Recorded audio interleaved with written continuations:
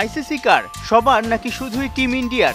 মাঠের খেলায় কিংবা টুর্নামেন্টের বাইলজে ভারতীয়দের জন্য আইসিসির স্বজনপ্রীতি দিবালোকের মতোই স্পষ্ট। নানা সময় আম্পায়ারদের থেকেও সুবিধা পেয়ে থাকে রোহিত কোহলিরা। জোরালো গুঞ্জন, ভারতীয়দের গুডবুকে থাকলেই তো মিলে যায় আইপিএলে ভালো কন্ট্রাক্ট।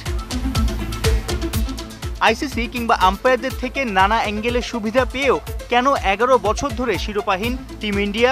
2007-এ টি-20 বিশ্বকাপে জিত, 11তে ওডিআই ওয়ার্ল্ড কাপের রাজা, 2013-তে চ্যাম্পিয়ন্স ট্রফি, ভারতের সবশেষ আইসিসি শিরোপা। এবার কি কাটবে সেই আক্ষেপ?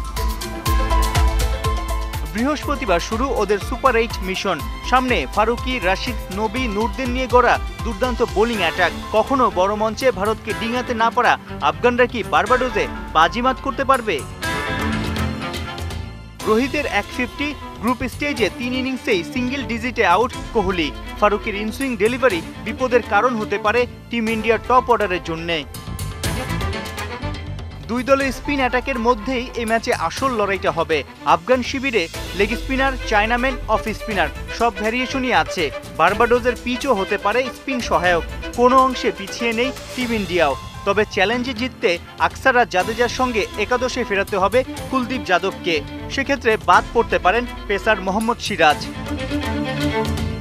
গ্রুপ পর্বে 3 জয়, শেষ ম্যাচে ক্যারিবিয়ানদের বিপক্ষে তাল হারায় আফগান ব্যাটাররা।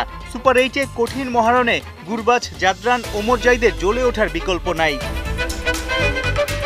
ছোট ফরম্যাটে দুই দলের 8 দেখায় 7 জয় ভারতের। এখনও জয়ের খাতাই খুলতে পারেনি আফগানিস্তান। বার্বাডোজে কি সেই বাঁধ ভাঙবে? আফগান জালেবিতে মিষ্টি মুখ করতে পারবে রাশিদরা? সাইফুল রূপক, 71।